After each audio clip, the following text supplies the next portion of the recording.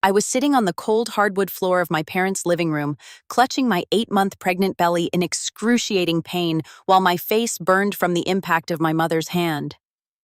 I looked up through tears of pure terror, seeing my mother, Beatrice, holding a clump of my torn hair, while my sister Chloe coldly looked on. The sting of her fingers on my cheek was nothing compared to the realization that my own family had lured me here to trap me. They thought they could break me, take what was mine, and leave me with nothing. But they had no idea that the moment I fell, their own countdown to absolute destruction had just begun. My story is incredibly hard to tell, but knowing I have a global family helps. Before we begin, let me know where you are tuning in from and the current time out there. It's truly amazing to see how far our community reaches. My name is Melissa. I am a 31-year-old woman living in Columbus, Ohio. And for as long as I can remember, I believed that family was supposed to be your safe harbor in a cruel world. I grew up believing that no matter how dark the storm got outside, the people who shared your blood would be the ones to pull you back to shore. How naive I was.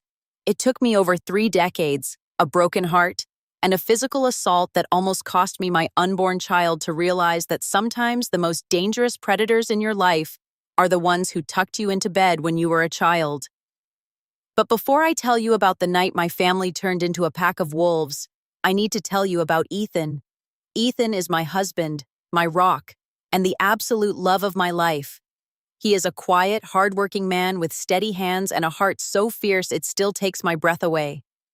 We met when I was at my lowest, working 2 dead-end jobs just to keep my head above water in this city. Ethan didn't care about where I came from or how little I had. He saw me. He loved me for exactly who I was. And together we spent years building a peaceful, beautiful life from scratch. We bought a modest little home on the outskirts of Columbus, painted the walls ourselves, and filled it with love, laughter, and a deep sense of security that I had never experienced in my entire childhood. For 2 years, Ethan and I tried to conceive. Every negative pregnancy test was a quiet heartbreak, a shared tear in the dark. But Ethan never let me give up hope. He would hold me tight and whisper that our time would come. And then 8 months ago, it finally happened. I remember the exact moment the 2 pink lines appeared on the plastic stick. I was trembling so hard I almost dropped it. When I showed Ethan, he didn't just smile. He wept. He fell to his knees, pressed his forehead against my stomach, and promised our future child that he would protect him with his life. We were ecstatic. We spent weeks picking out a crib, painting the nursery a soft pastel green, and folding tiny little onesies. We were completely innocent, entirely focused on the miracle growing inside me. What we didn't know, what we couldn't possibly have imagined, was that my pregnancy would trigger a deep, dark, and venomous sickness of envy within my biological family. A sickness that was already quietly rotting away any trace of humanity they had left. To understand how my mother could look at her heavily pregnant daughter and see a target rather than a miracle, you have to understand the sick dynamic of the house I grew up in. In our family, love was never unconditional. It was a currency, and every single cent of it was spent on my older sister, Chloe. Chloe was the golden child. From the moment she was born, my mother, Beatrice, and my father, Richard, treated her like royalty. If Chloe wanted something, the world stopped spinning until she got it. If she failed a test, it was the teacher's fault. If she threw a tantrum, it was because she was sensitive. I, on the other hand, was the invisible daughter. I was the ghost who lived down the hall, expected to keep my head down, do my chores, and never demand an ounce of attention or financial support. The contrast between how we were treated became sickeningly clear when we reached adulthood. When Chloe got married to her husband, Austin, a lazy, entitled man who has never held a job for more than 3 months, my parents didn't hesitate. They took out loans, dipped into their retirement, and threw them a lavish, over-the-top $4,000 wedding at a high-end estate in Columbus. They wanted the world to see how perfect their golden daughter was. But when I met Ethan and we got engaged, the reaction was freezing cold. I remember sitting at their dining table, nervously showing Beatrice my modest engagement ring. She didn't even look up from her phone. "Well, I hope you don't expect us to pay for a circus," she said coldly. My father just nodded in agreement. They refused to contribute a single dime to my wedding. Not $1. Ethan and I didn't let it break our spirits. I worked double shifts, saving every spare penny until I had exactly $15,000 of my own hard-earned money. We had a simple, beautiful backyard ceremony. My parents and Chloe showed up late, dressed casually, and spent the entire evening complaining about the food before leaving early. Shortly after my wedding, Chloe and Austin's financial irresponsibility caught up with them. They lost their apartment, maxed out their credit cards, and did what they always did. They ran back to Beatrice and Richard. They moved right back into my childhood home, occupying the master guest suite. Austin spent his days playing video games while Chloe spent my parents' money. But then tragedy struck their perfect little world. Chloe discovered she was completely infertile. She went through 3 rounds of expensive IVF entirely funded by my parents, but none of them worked. The doctors finally told her she would never be able to carry a biological child. Instead of eliciting grief, this heartbreak turned Chloe into someone deeply bitter and venomous. She couldn't stand to see anyone else happy. And that is exactly when I found out I was pregnant. When I called my mother to tell her the news, hoping for a shred of maternal joy, the phone went dead silent. There were no congratulations. Beatrice simply muttered, "Well, life isn't fair, is it?" and hung up. For the next 8 months, my biological family treated my pregnancy like a crime. They completely cut off contact with me. They ignored my texts, never called to ask how I was feeling, and never checked in on the baby. If I sent a picture of the sonogram, it was left on read. Ethan and I were completely excommunicated. We accepted it, thinking that if they wanted to be absent, we would just build our own circle of love. We focused entirely on preparing our nursery, buying a crib, and attending doctor appointments. We thought we were safe in our little bubble on the other side of town. We had no idea that behind the closed doors of my childhood home, Beatrice, Chloe, and my father were quietly plotting a horror that would shatter our lives forever. The silence lasted for nearly 8 months. I had grown used to the quiet peace of my life with Ethan, away from the constant judgment and toxicity of my biological family.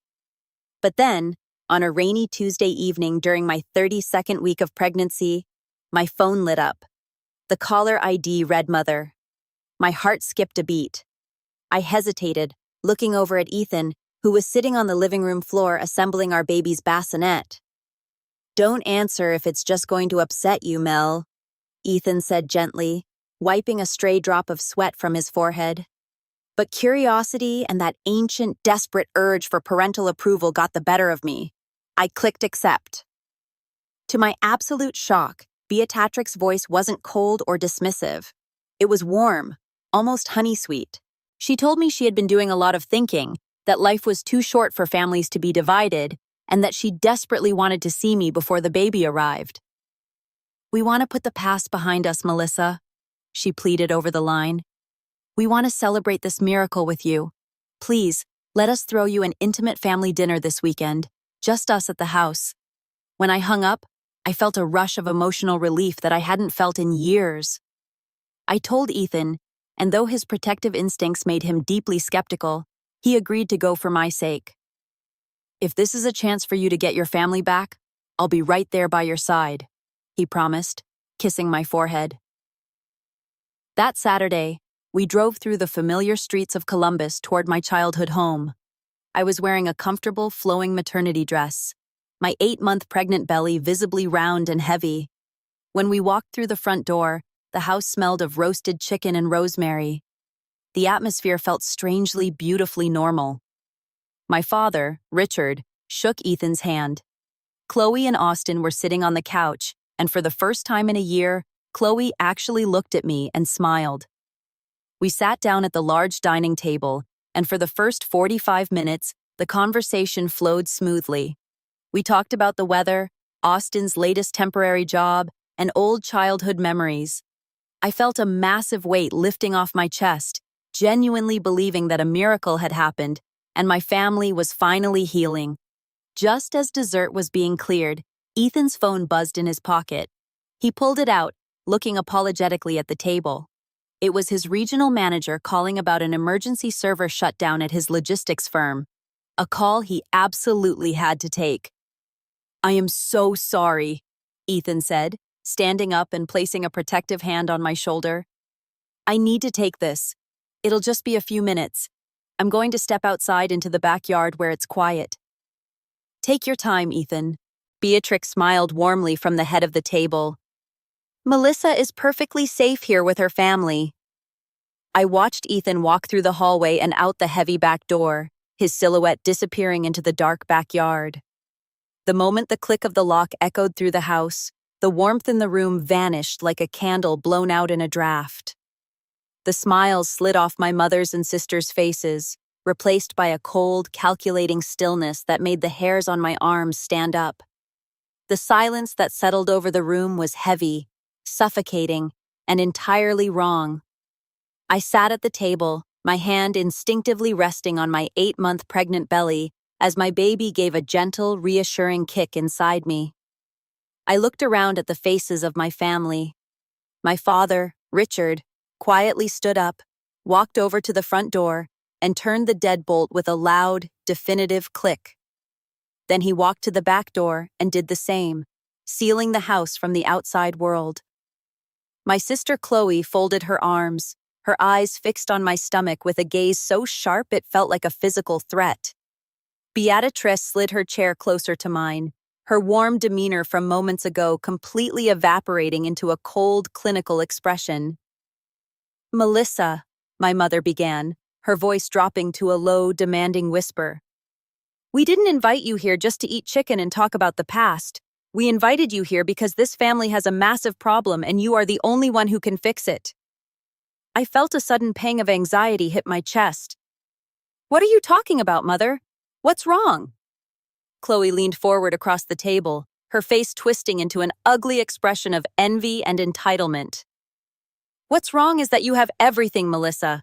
You have a husband who adores you, a house, and now you're sitting there flaunting a perfect pregnancy while I am left with absolutely nothing. It's not fair. I am the oldest.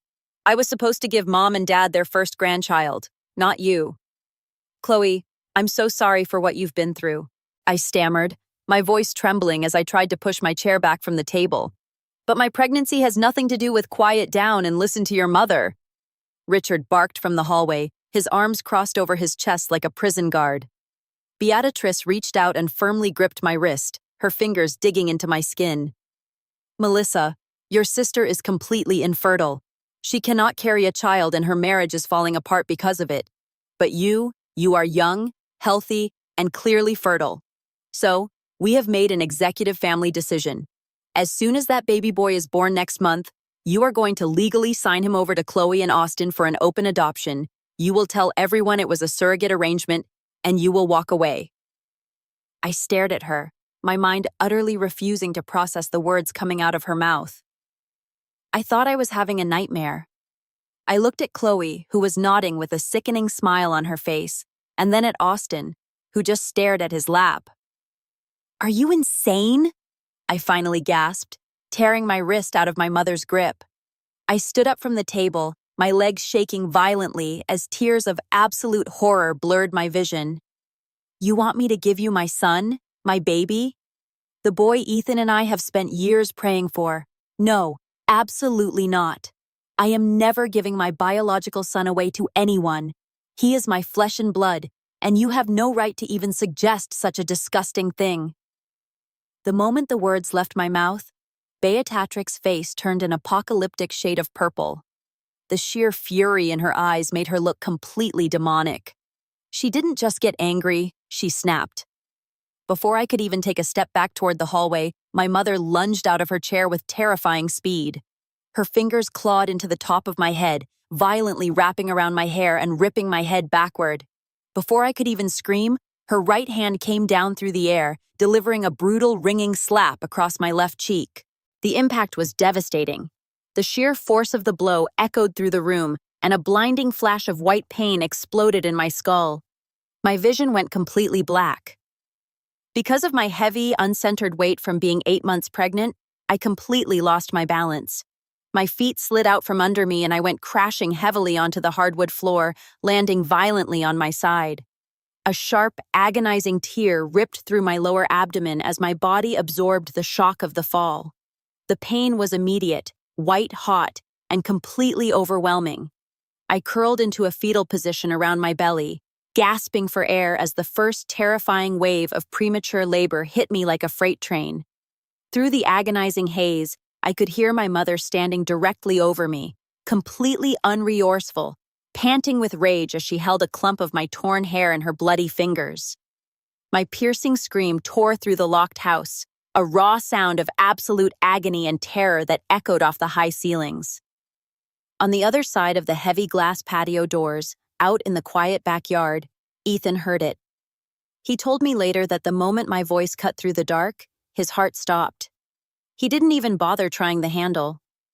Through the window, he saw my blurred figure collapsed on the floor. With a roar of pure protective instinct, Ethan threw his entire weight against the back door. The wood splintered with a deafening crack, and the door flew open, slamming against the drywall. He sprinted into the living room, his eyes wild, and what he saw turned him into a force of nature. I was curled in a tight ball on the hardwood floor, weeping hysterically, clutching my stomach as a violent premature contraction squeezed my body like a vice. Beatrice was standing less than 2 feet away from me, her chest heaving, a terrifyingly cold expression on her face, still holding the strands of my hair. My father and Chloe stood frozen, completely shocked that Ethan had broken through. "Get away from her!" Ethan roared. The sheer power in his voice made Richard step back. Ethan dropped to his knees beside me, his hands trembling as he cradled my head. When he gently turned my face toward him, I heard him gasp. The left side of my face was already swelling, completely crimson with 4 distinct dark red finger marks burning into my skin where Beatrice had struck me. "Mel! Oh my God, Mel, I'm here! I've got you!" he whispered, his voice cracking with a mixture of terror and absolute fury. "Ethan, the baby. Something's wrong," I choked out, a wave of blinding pain ripping through my lower back. In that exact moment, as I looked past Ethan's shoulder and saw my mother quietly trying to smooth down her shirt, and Chloe rolling her eyes as if I were putting on a performance, something inside me permanently broke. The desperate, approval-seeking daughter who had spent 31 years taking their scraps died right there on that floor. The physical pain was immense, but a freezing calculated clarity took its place. The heartbreak evaporated, replaced by an icy determination. I grabbed Ethan's collar with all the strength I had left, looked him dead in the eye, and whispered, "Don't let them touch anything. Call 911. Let the law destroy them." Ethan didn't hesitate. He pulled out his phone, his fingers slick with sweat, and dialed the 3 digits. "I need an emergency ambulance and police backup immediately," he shouted into the receiver, his voice echoing through the silent room. "My 8-month pregnant wife has just been brutally assaulted by her mother. She's on the floor in forced premature labor and the attacker is still in the house. Send everyone now." The 7 minutes it took for help to arrive felt like an eternity. I lay on the floor, my head resting on Ethan's jacket, breathing through the waves of pain that kept tightening across my abdomen. Beatrice, realizing the severity of what she had done, quickly tried to change the narrative. She smoothed her hair, sat back down at the table, and whispered frantically to Chloe and Richard. I could hear their hushed voices trying to coordinate a story. She got emotional.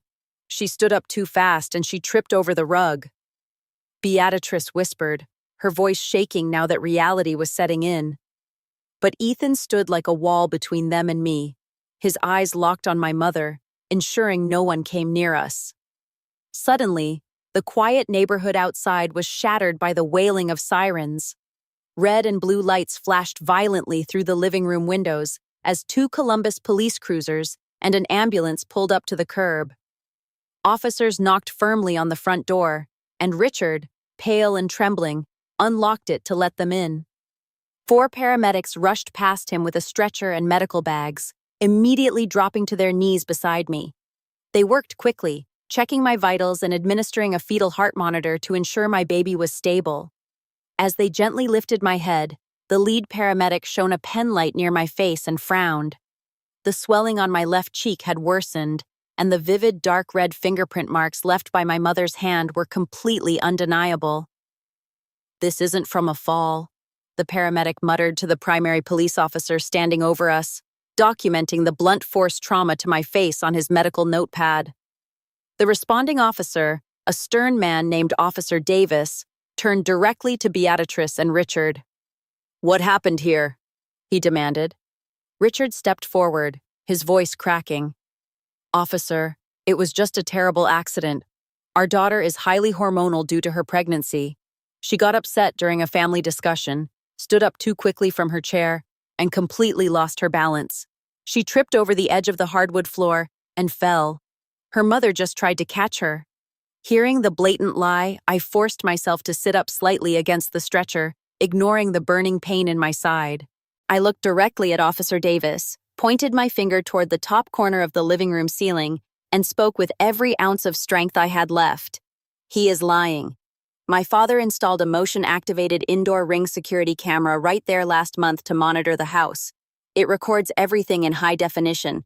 Check the live cloud feed right now." The moment I said those words, Beatrix's face drained of all color. She turned completely white, her mouth dropping open as she stared at the little black lens in the corner. Officer Davis didn't wait. He demanded my father's phone to access the security app. Right there in the middle of the living room, the officers replayed the footage from 10 minutes prior. The video was crystal clear. It showed Beatrice lunging out of her chair, violently clawing into my hair, pulling my head back, and delivering a brutal ringing strike to my face that sent me crashing to the floor. Before Chloe or Richard could say a single word to defend her, Officer Davis walked over to Beatrice. "Ma'am, stand up and put your hands behind your back," he ordered coldly. The metallic click of the handcuffs slamming onto her wrists echoed through the room. As the paramedics lifted my stretcher to carry me out to the ambulance, I watched the police drag my screaming, hysterical mother out of the house in front of a pale, trembling Chloe. The ride to the Columbus hospital was a blur of flashing lights and intense, agonizing pain. The stress of the physical trauma had pushed my body into a full-blown medical emergency. But with Ethan holding my hand tightly in the delivery room, refusing to leave my side for even a single second, I fought through the exhaustion. After hours of a grueling, high-risk labor, the room was suddenly filled with the most beautiful sound I have ever heard in my life. A sharp, healthy cry. My son was born. He was slightly premature, but he was perfect, strong, and entirely safe. When the nurse placed him on my chest and Ethan pressed his tears against my forehead, I knew the nightmare was finally over. But while we were celebrating the arrival of our miracle, the legal system was dismantling my biological family. Under Ohio law, committing an assault on a woman who is visibly and knowingly pregnant is a severe high-level felony assault. During the criminal trial, the evidence against my mother was insurmountable.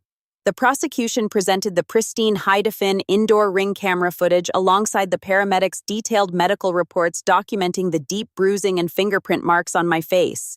The judge showed absolutely zero mercy. Looking directly at Beatrice, he stated that her actions were a disgusting betrayal of maternal duty, and he sentenced her to 3 years in state prison with no possibility of early parole.